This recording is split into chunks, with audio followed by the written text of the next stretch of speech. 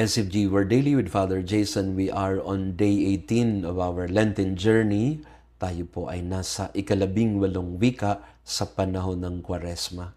At pinili natin ang isang salitang Griego na nagbubuod ng misyon ni Jesus, ng kanyang pagkapakilala kung sino nga ba talaga ang Diyos. Splachnisomai, to be moved with compassion from the depths.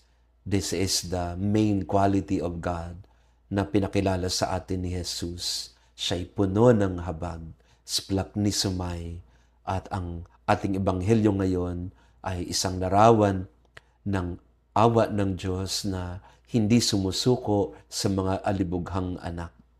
Kahit na madalas napapagod na tayo sa ating mga sarili, napapagod na tayo magpatawad sa ating mga kapamilya o sa mga kaibigan na nagkakamali o nananakit sa atin.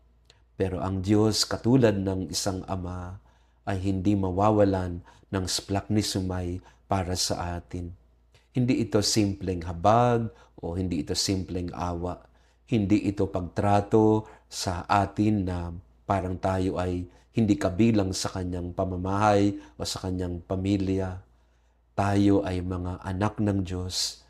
Alibughaman tayo madalas, pero ang kanyang pag-ibig, ang kanyang habag at awa sa atin ay laging ibinibigay, laging bukas at inihahandog.